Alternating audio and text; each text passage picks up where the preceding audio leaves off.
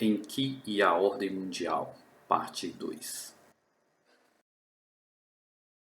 Prosperidade foi feita para florescer no céu e na terra, para o grande príncipe que viaja na terra. Enki decretou seu destino.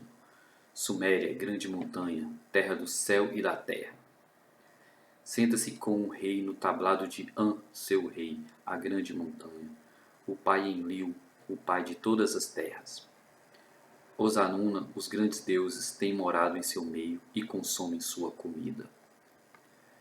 Que os seus bons templos alcancem o céu, que os Anuna determinem os destinos em seu meio. Então ele seguiu para o santuário de Urim, em que, senhor do Abzu, decretou seu destino.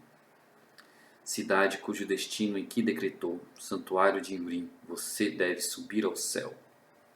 Então ele prosseguiu para a terra de Meluha, em que, senhor do Abzu, decretou seu destino. Terra preta, que as vossas árvores sejam grandes árvores. Ele limpou e purificou a terra de Dilmun. Ele colocou Ninsiquila no comando dela. Em que apresentou animais para aqueles que não têm cidades, que não têm casas, para os nômades Martu. Depois que ele desviou o olhar de lá, depois que o pai Enki ergueu os olhos sobre o rio Eufrates, levantou-se cheio de luxúria como um touro selvagem, ergueu o pênis, ejaculou e encheu o rio Tigres com água corrente. Ao levantar seu pênis, ele trouxe um presente de noiva. O rio Tigres regozijou-se em seu coração como um grande touro selvagem quando nasceu. Trouxe água, com água corrente, seu vinho era doce. O Lorde colocou a diadema como sinal de senhorio, vestiu a boa coroa como sinal de realeza, tocando o chão do lado esquerdo. Em que o Senhor dos Destinos, em que o Rei do Abzu encarregou-se de tudo isso a ele que segura o cetro na mão direita dele, ele que com a boca gloriosa submete à verificação a força devoradora do Tigres e Eufrates, Enbi-Lulu, o inspetor dos canais. Em que encarregou-se de tudo isso sobre as vastas extensões do mar, amante de Sirá, Nancy. Ele transformou os montes em campos, em que colocou a cargo de tudo isso o filho de An, o canal, inspector do céu e da terra, e Shikur, o portador da mudança, o filho de An. O grande príncipe Enki deu os bois com chifres, que seguem as ferramentas, abriu os sulcos sagrados e fez a cevada crescer nos campos cultivados, em que colocou a cargo deles o senhor que usa a diadema, o fazendeiro de Enlil, Enkidu, o responsável por balas e diques.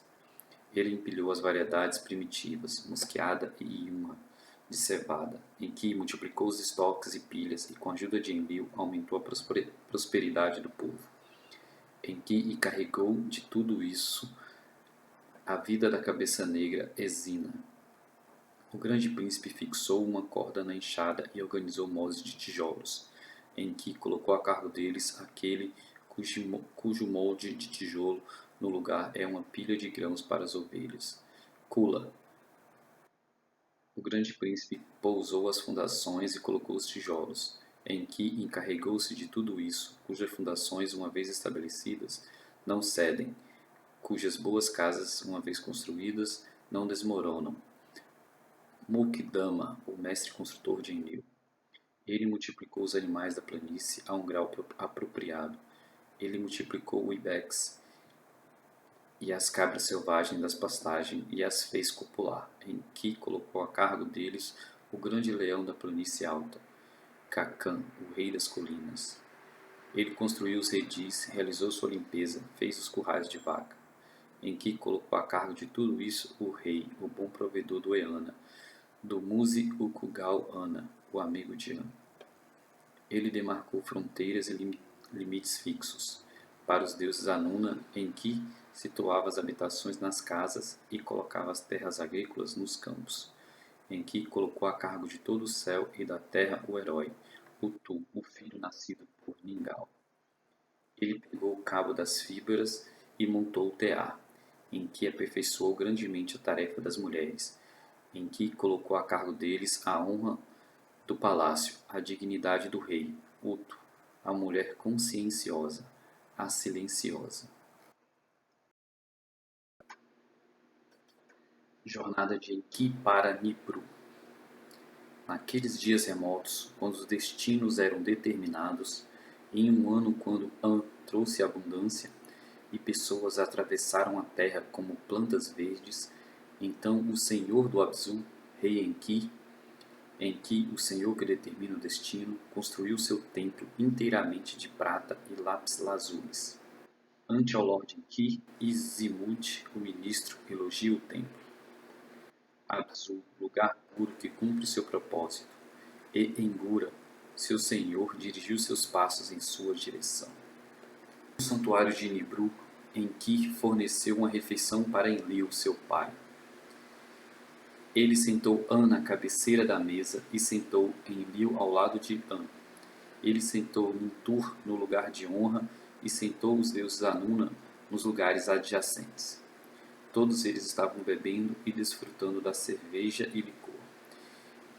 Eles encheram os vasos de ágata de bronze até a borda e iniciaram uma competição, bebendo dos vasos de bronze do Urak. Eles fizeram os navios Tilindan brilharem como barcaças sagradas. Depois de cerveja e licor, foram libatados e desfrutados. E depois da casa, Enlil foi feito feliz em Nibru. Enlil dirigiu-se aos deuses Anuna, grandes deuses que estão em pé aqui. Anuna, que se alinharam em Ubiku-Unkena. Meu filho, o rei Enki, construiu o templo. Ele construiu um lugar agradável em Eridu, um lugar puro, onde ninguém deve entrar. Um templo construído com prata e decorado com lápis-lazulis. Uma casa que sintoniza os 7 tambores de Gi apropriadamente e fornece encantamentos onde as canções santas tornam toda a casa um lugar adorável. O santuário do Abzu, o bom destino de Enki, condizente com os elaborados poderes divinos. Eridu, construído com prata. Por tudo isso, Pai Enki seja louvado.